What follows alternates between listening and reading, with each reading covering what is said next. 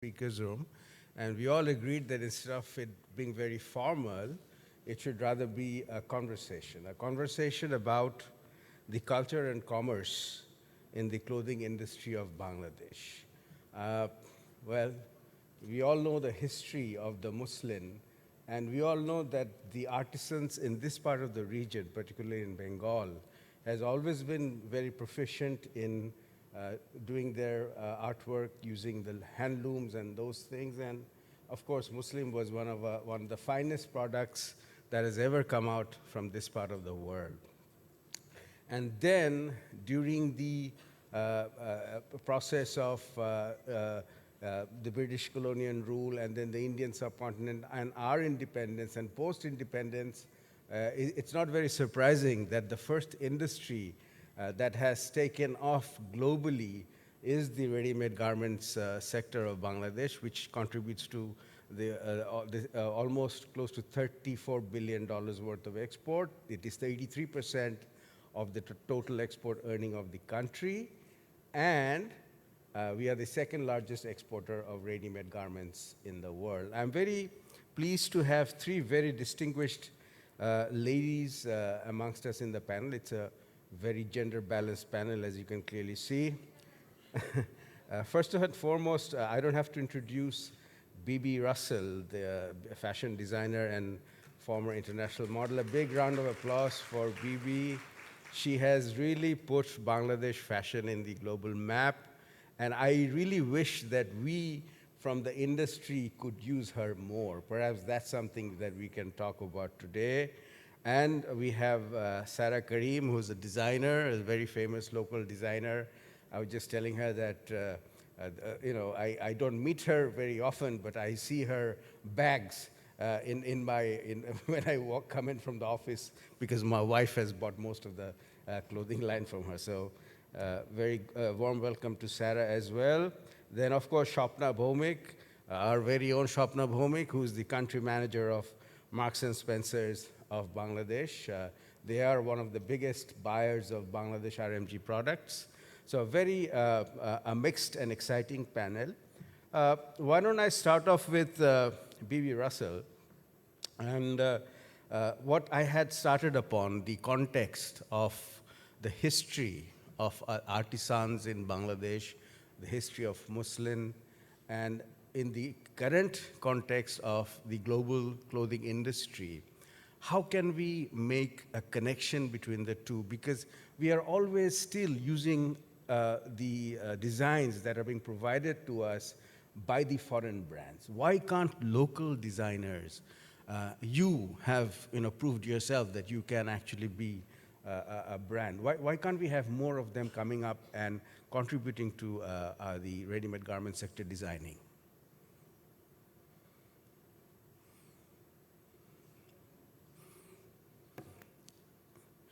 Yeah, you're working now. Thank you. Assalamu alaikum. Good morning, everyone. It's really a pleasure and honor for me to be here. Not often I get invited to speak with such a wonderful audience. Thank you. It's a very important question. I just want to tell you a little bit about me. I came back to Bangladesh to promote local craft. Bangladesh has so much population, nearly 170 million people. If you think about, after agriculture is craft. And I was brought up in Bangladesh, my childhood, so I know the beautiful things they can do. I was inspired by the weavers and craftspeople. So I went to Europe to study, and when I was mentally and physically ready to give up everything to show the world not the misery of poverty, the beauty lies on poverty, the magical things they do with their fingers. So when I Bibi Russell, Fashion for Development is my brand, is 100% Bangladeshi, 100% made fabric and ingredients, they're made by the local people. And I would like to say what is fashion for me. fashion is a culture. Because in this room, a lot of people are wearing suit, tie, jeans. But if you look at them, you know they come from this part of the world. You can see the culture. They don't look like English or American or French. So that is very important. Fashion is a culture and it's a necessity. Like all of you here, you know, you have to have a piece of cloth to cover your pride. That is for me fashion. You know, I make fashion for everyone, everyone. You know, my office is in Motijil during Eid and Puja, rickshaw pullers and say, Appa, we want a shirt made by you. I make for them what they can afford. You know, like jeans. You can buy a jeans for $2, $5. If you want to have Armani, you can buy it for $200. I do ready-to-wear fashion. And about branding, what you said, it's very important. I studied in London. I was recognized by the British Fashion Council. First thing I did copyright, brand my name, Bibi Russell Fashion for Development. I don't think it's important for the people in Bangladesh, but for me, it's very important. So, my brand, I promote Bangladesh, and it is recognized by the world because I studied in a proper fashion school. Anything like, I want to write Bangla. If I don't know the grammar of Bangla, how could I write? Or English, or Hindi, or anything. Fashion also have a grammar. I'm glad that I studied abroad. There are very few people made by the European. Though I wear sari, I look like I'm 100% made by the European. If you write, if you know the grammar, you don't need a Mont Blanc to write. You can write with a biro. So I studied in a very good college. Though I do local thing, but I do ready to wear, mix and match, tunique and thing. But this is what very important they want. But when I came back, I want to tell you, my mother was alive. I used to think with my money, I will make all the village people come out of poverty. But when I start to work, I realize it's peanut. I'm working with thousands of people. But I could never realize that I will not have a financier, banker, supporting Armani, even Sabasati, Rohit Bal, they all have. But people ask me, why don't you make a garment? With all the respect of garment industry, because that took #2 in the world, I couldn't believe that no one will sponsor me. But Bangladesh in the fashion world is gone there. I don't know whether you go through internet because we have digital Bangladesh. Since 2014, world top designers, Bibi Russell, Bangladesh is there. Excellent, excellent. So branding, I want to branding because Bangladesh has so much talent. I cannot tell you how many countries want me to uplift their crafts. But we need resources, we need money. I'm also, when I think 10, I do only 1. When I work in India or other country, Uzbekistan, I think 10, I do 20. Because there is financial support. So please, Bangladesh full of young talent, Bangladesh will go there, and fashion industry is very important. It's one of the most important sustainable development. Please go through it. Everyone is giving, because no human being in 20th century go naked. Yeah. You need a piece of cloth. Thank you. With that, you make sustainable development. Thank you. Thank you, Bibi. Wonderful. And the key takeaway from her deliberation is that we need to use Bibi Russell as the brand ambassador. No. As the brand ambassador for the Bangladesh clothing industry going forward. And whatever you talked about the challenges, I think the onus is up on us. Particularly BGMEA, because I'm representing BGMEA as well. And I assure you that we can have this discussion going forward. So Thank you very much. A very interesting perspective you've given. Now over to Sarah. She's there. Okay, fine. We'll use her as a brand ambassador. But local pool of resources. You do a lot of design of Bangladeshi, using Bangladeshi materials, and it has become quite popular. And of course, a lot of ladies, they are your customers, my wife being one of them, and I'm sure many other gentlemen here, their wives also. So where are we getting these pools of resources? Are we nurturing them properly? Is there a structured, formal mechanism put in place where we can groom such talents going forward? What's your take on that? A very good morning to all of you, and Assalamu alaikum.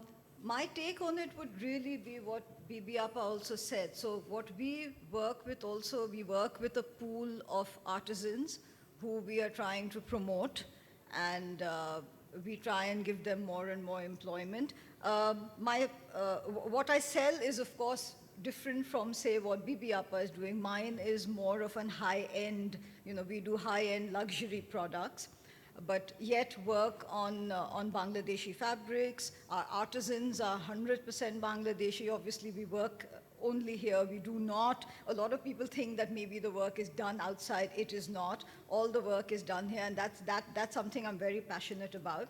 The fact that, in fact, I came into this industry because we had a pool of artisans who my Nani Shashuri actually had trained. And these are artisans. Remember that in the older times when they were Nawabs and Maharajas, these artisans had royal patronage, and that's how they survived. But once, that era was gone, these artisans then had no employment. Some of them went back to doing agriculture. And so these are the group of people who are trying to bring back into the fold, and, people who do Mughal era, craft like the zardozi and the karchopi and the muslin and the jamdani. So these are the kind of crafts that we are trying to revive. And we pay them very well. We pay them very high wages, because fortunately there has been a revival.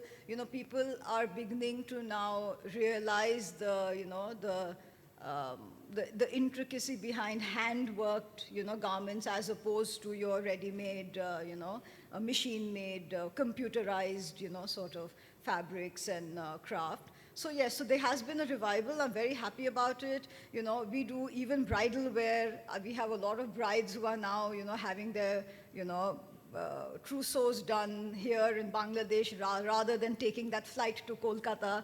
We're trying to stop more and more people from, actually doing that. But then again, like I said, there cannot be a fashion police. You cannot say that, it has to be out of choice. We have to be better than the best, so that, they get, whatever they want right here, in Dhaka, in Bangladesh. And that's really where we're headed. Are you happy with the patronage, particularly from the government? I mean, from the ministry? Actually, to be honest, it's quite minimal. This is really at a personal level. But of course, I must say that, the clients are generous. I think Bangladesh is a great place to, to sort of sell your products. Women are generous. Women are beautiful. People, everybody has, like, a wedding budget is something which is, sort of there. At one time, I used to actually be a little critical about how we're very extravagant with our weddings. But then I realized that actually there is a trickle-down process. So even if there is this grand, wedding, right from the guy who's tying your, the bash for your pandal, and the guy who's arranging your flowers, everybody is in business. So really, it keeps the economy moving. So maybe it's not such a bad thing, all our grand weddings. It sort of does keep the economy moving. So, Yeah. Okay, interesting perspective. Local craftsmen, the historical patronage of the royals, and then the shifting of their jobs, and now gradually coming back because they're being supported. I think the economics behind it is the crucial factor, and I'm glad, and I hope to see that more Sarah Karims come up, so that we can, scale these initiatives up. And also, I think an important factor is that they finally found out that it's different to then sit with the designer and work with them. We customize orders and, do something, color palettes are changing, Okay. So all of that is also helpful to, sort of make your... Interesting. Okay, thank you, Sarah. Coming over to Shwapna, who's the country manager of Marks and Spencers. They buy a lot of ready-made garments from Bangladesh. But Shwapna, I'm sure, being the country manager, you have interactions, and most of the times when your buyers are coming in and placing those orders, a significant percentage of those orders, the designs are done perhaps in London or somewhere else where you have a pool of designers. What percentage of your orders are being taken from designers of your suppliers base? Because a lot of the suppliers nowadays are also investing in R&D facilities where they are in themselves developing designs. And how do you see the percentage of Bangladeshi designed products by the research and development centers of the supplier base of Marks and Spencers gradually becoming more in terms of percentage of your procurement policy? Is it a bit too much? It's all right, Asif bhai, you're always too much anyway. Very good morning, everybody. Before I come to the moderator, I just wanted to say a big congratulations to BISS and ORF coming up with this brilliant concept. And I just look at it as a platform where we are trying to connect all the dots. So big congratulations. It's my absolute honor and privilege to be in front of all of you and to be seated on the stage where Bibi Russell is sitting. Coming back to you, moderator, there is a huge gap. I think as an industry, as a garment industry, there is an economic miracle that we have done in Bangladesh. The manufacturers came from the scratch and became the second largest exporter to the world. It's something very unique to the rest of the world. And I think as a nation, as an industry, we are setting an example to the rest of the world to follow. But connecting with the global aspect, with the designers here, I think there is a massive gap.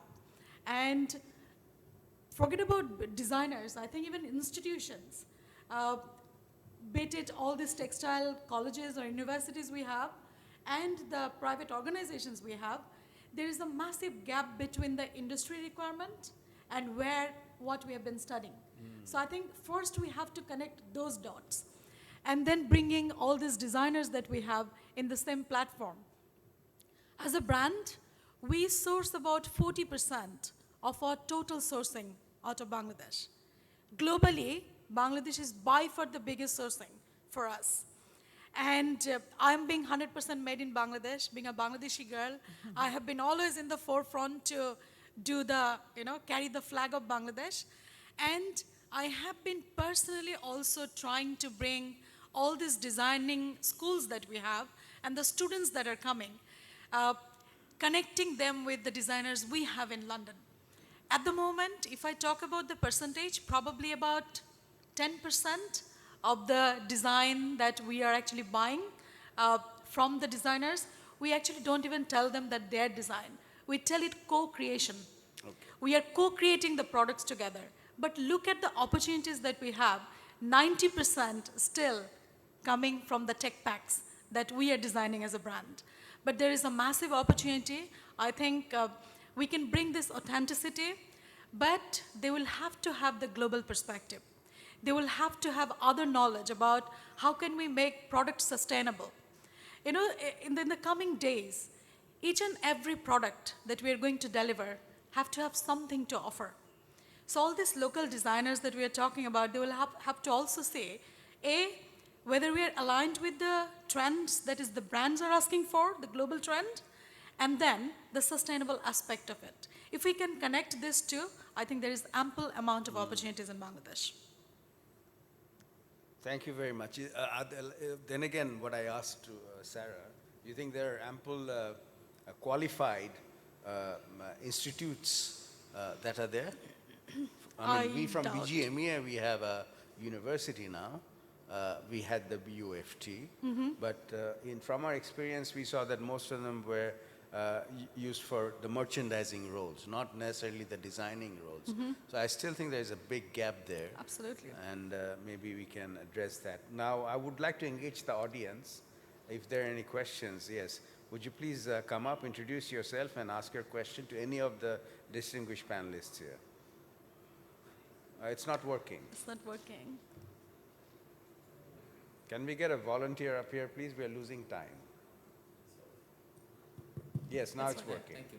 So my name is Mahfouz Kur. I'm from BISS. So I have two questions basically to all the panelists. So the first is this textiles clothing value chain. So now we have to shift from the backward linkage to forward linkage in order to sustain in the global textile clothing industry, which is definitely, I mean, the Bangladesh is one of the big examples in the world.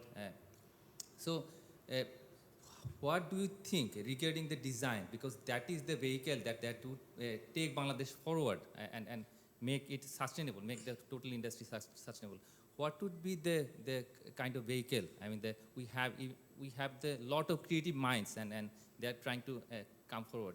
So that is number one. Number two is basically the use of materials.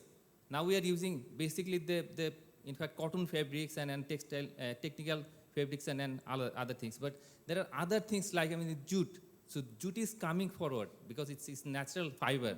So are you trying to blend this kind of, I mean, jute in your fashion and take Bangladesh forward? Thank you. Bibi, would you start off with because I you're think working. first one Shwapna should answer it. Okay. Second part I will, because Okay. it's more related to garment industry. Okay. We are moving forward. You're absolutely right. I think as an industry, we are not even implemented Industry 3. Forget about going to Industry 4. I think we are talking about 3D printing. We're talking about 3D technology that is going to take place. I think as a nation, if we are not, or as an industry, if we are not actually taking all those in consideration, we will be left behind compared to the rest of the world's competition. And if you look at the manufacturers, it's not anymore prescribed by the buyers. I think we have got this young, enthusiastic entrepreneurs who are investing in their ERP system, who are investing in their automation system. And I think this automation process also will be looked at end-to-end process. There is no point just making our production automated. I think we'll have to have this whole value chain automated and then beginning the design. And as I said, this whole dynamics is going to change in terms of having this Industry 4 revelation. Unless and until we are investing in that, we are connecting with them, those organizations, people like Optitex, Tonalo, and all of them, we will be left behind. But there is a process that has started. We are slow because we are blessed with this huge workforce that we have, but the manufacturers are taking the steps, and we will see a massive change in the coming years. Thank you, Bibi. Okay. Hello. We have many, like jute is the fiber, golden fiber. But you know, anything you use in making fabric, making material, you have to do research. You know, you go to our neighboring country, they have made jute like a silk. They have done it. We have many, and today's world is a lot of recycling. You know, I'm an expert in recycling, doing accessories and all these things, you know. But also the thread which breaks, you know, you could reuse it, but need research. You know, I want to tell all of you, I have done all these things not in Bangladesh because I'm a self-funded project. But please, young designers and designers like me, please, you help us with research. You are talking about muslin. Sarah, I want to tell you too.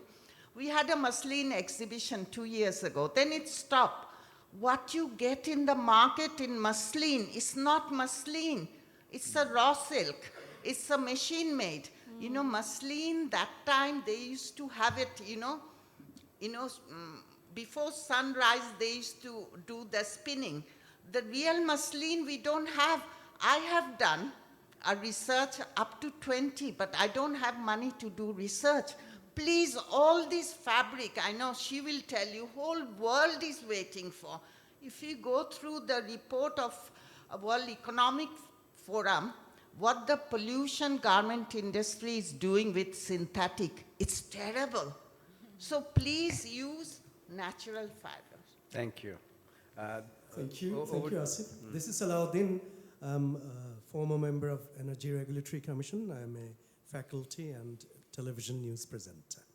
As all are equally proud and passionate, so anyone might, or all might answer my question. That day, I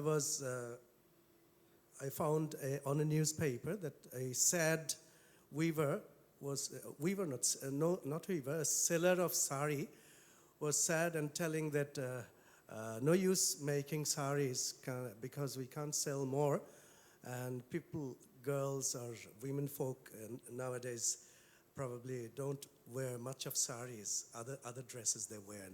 So can you think of you urging CEOs and industry stalwarts that they can request their colleagues wearing saris 2 days in their workplaces, or anything, any thought like that, which is passionate and kind to those weavers and sellers of saris? Thank you very much. Yeah, well, the topic is culture, and Bengali culture and sari go hand in hand. Would anybody want to take that, Sarah? I know you're a big designer of other products or saris. So what we do is that, like you said, it may be that fewer people do, wear saris, but then what we're doing is we're also reinventing the sari. So it's easier for, for the younger girls to wear it. So we actually have a whole lot of different designs that we've come up. In fact, we just had a seminar the other day on different styles in which saris can be draped now, including saris which we actually kind of stitch up. So it's actually just zip on. A lot of, our foreign clients actually prefer to wear that because it's easier. It's basically all stitched up and you just zip it up on the side. So, and the archel is stitched up. So yeah, we're working with this, and, they're different. And other than the fact that, the fabric that these weavers use, we then, try to use the same thing for like maybe a kameez or a dress. Like what I'm wearing is actually a jamdani, which, was traditionally be a sari, but we've sort of converted it into like a kameez with a Rajshahi silk dupatta.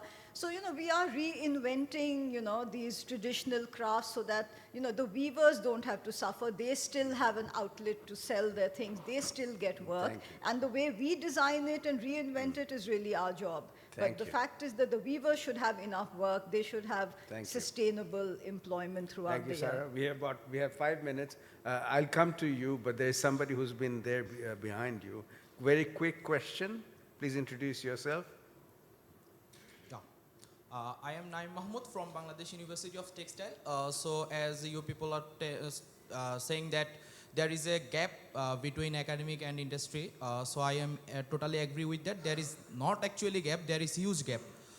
So from this point of view, I want to ask that what will be the role that as we are not saying any initiative yet, so what will industrialists will collaborate with academy or not, or they are happy with the foreign design? And another question is to dear Shwapna ma'am, that the giant buyer like MNS will accept the local design? Thank you. Okay, what I'll do is I'll take the 3 questions and then I'll get back to the panelists, because I'm just seeing that I've been given 6 more minutes, so I think there was something wrong. But anyway, I'll take the 6 more minutes. So the second question is from you, and then I'll come back to the lady, and then I'll go over to the panel to answer. So please introduce yourself and ask your question. It's on. Good morning, everyone. My name is Shamal Smakonnen, and I'm a co-founder of a US-based e-commerce company that specializes in providing African products to the US and global markets.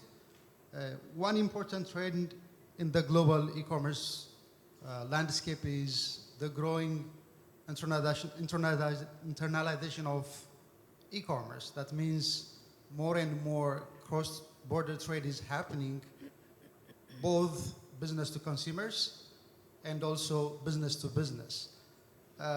My question is, Bangladesh being the second largest exporter of garment to the global industry, how is the country leveraging this growing trend in internationalization of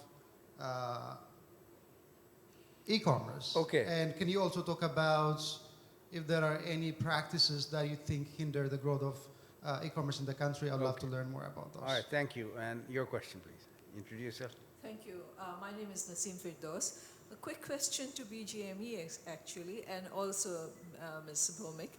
What is BGME doing to promote local cultural designs for exporters? Has BGME established a design school? I was told that it was planning on doing something like that, but has it actually promoted the local designs like the designs in the sari, or for example, the Nakshikatha or things like that, to be merged with products from M&S and others, such as is done in ASEAN countries, especially Indonesia and Malaysia? They've done it beautifully. So has BGME taken any steps towards that? All right, thank you very much. The lady there, that's the last question I can take because we're running out of time. Yes. Thank you so much. I'm Laura Yerekeshva from Kazakhstan. My question goes to the panelists regarding the production mode. Is it still century-old technology that you use today, nowadays, as far as muslin production is concerned? Why I'm asking this? Because historically it was known that there was two civilizations which were producing silk, like India and China. However, the difference between them was that in China they were taking silk before the silkworm dies, actually killing the silkworm, whereas in India, they were waiting until silkworm naturally dies and then taking the silk out. So as far as muslin production is concerned, do you still use this technology, waiting for the silkworm deal? Because today is now ethical norms also, and as far as this... Thank you. Very last question. That's it. The lady at the back. Yeah, I'm going to be very quick. So my question goes to Shwapna. I'd just like to be enlightened how the government subsidies and things like taxes are supporting the industry in Bangladesh. What is the government doing to increase the market? And also to understand, are you looking at skills transfer to other regions? Because this brings then the question of scalability and sustainability. At some point, probably you'll not be able to meet the market demands. So are you looking to also set up maybe like schools and diversify your competencies in other regions? Thank you. Okay. Anybody? I'll probably go to the first question about the gap and whether as a brand we are taking the local designers' input or not. I think we are not yet there where we need to work as one team. So the institutions, BGMEA, manufacturers and brands. I think, again, thanks to probably this platform where we can raise this question and come up with an action plan that how can we work as one team and make sure that the future generation who are coming out of this institution, we are bringing them together and the right skill set has been given. Now, I again come back that, as I'm from Bangladesh, I have been trying to promote these local institutions, and you'll be very surprised to know, we make 98% of total Marks & Spencer denims in Bangladesh. When I was looking for an expert, the first request came that we have to have an expert from outside, either from Turkey or from Indonesia, somewhere else. And I said, hang on a minute, let's find out what we have locally. So the denim expert that I have in the office, who is responsible for $180 million business, is coming from a local institution, okay? And the miracle that we have made, as I said, 98% denims is actually coming from Bangladesh. What we have to do, each one of us, we have to be great marketeer. Our biggest challenge is we are not great marketeers. We are not able to sell ourselves better. I think that's where, if we can become great marketeers, we will be able to bring this local talent pool who will make a big difference. Thank you. How can we be great marketeers, Bibi?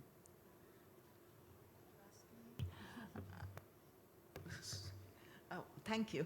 I think that you have to know, you have to be focused, you know what is you are selling. You have to be positive. Like when I start to do my collection here, Europe, they said, but you know, Bangladesh, fabric, shrink, fabric, dye, how would you do it?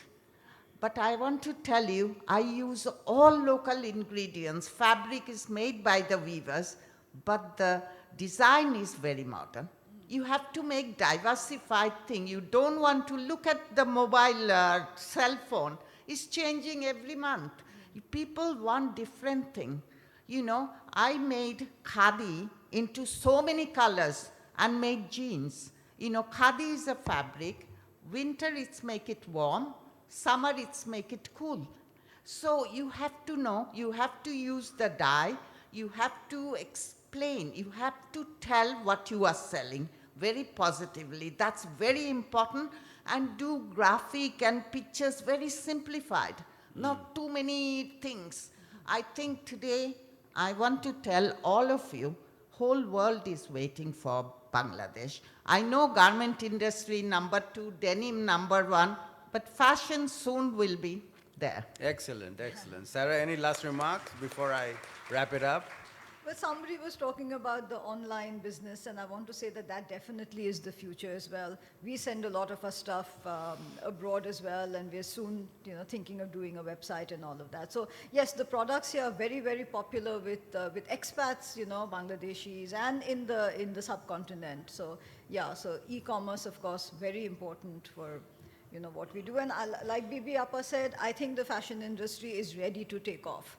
We've sort of reached that place where people appreciate what we do, but we need to put in a little bit help from the government would be welcome. I don't know in what form that can be, but yes, I think inshallah, there's a great future. Thank you. There's only one thing I want to say. She said about government. When there is a World Cup, when there is a things happening, I was in 94 World Cup football, 90 football. It started the stadium. You can see the videos with the Italian designers. So clothes, even the sports, musician, they all need clothes, So please promote fashion, not like we don't know fashion. Oh, we don't know. Fashion is so important. It's a part of your culture. It's a necessity. So I think the concerned people should understand that fashion designer, they also have to study, they have to know political, geographical, religions, binding. So please include fashion in thing. Thank you. Thank you. I think there was a question directed towards me about what are the incentives the government is giving us. We are getting incentives for diversifying into non-traditional export destinations. Because we've always been very focused on North America and Europe. So the government gives us that incentive. And very recently, because the industry is going through some challenges, we are personally very thankful to the Honorable Prime Minister because she has given us a 1% incentive until we can sort of rebound and get back on our feet again. So in terms of the government giving us a lot of priority and importance, we get that. But I certainly feel that a lot more can be done in terms of promoting the local designing aspects, the culture and tradition that Bangladesh has always had with its product, with its handloom, with its muslin. These need to be promoted in the international arena. We have an ambassador like Bibi Russell. We don't use her enough. I think there should be a big connect between BGMEA, between our efforts and her international experience. We have to collaborate together and bring everybody on board and have more such discussions. Bring it into a framework where we can benefit because we are really very tired of the squeezing prices in the international arena. Bangladesh must come out with its own international labels, its own international brands, and one day we want to see Bangladeshi labeled products using Bangladeshi materials in all the big high street markets and also in e-commerce, in Amazon and Alibaba and everywhere else. I thank all my panelists. I think it's been a wonderful, stimulating discussion. I thank the audience for participating and engaging, and I thank the organizers for inviting us to talk about this very important and relevant topic. Thank you very much. Thank you very much.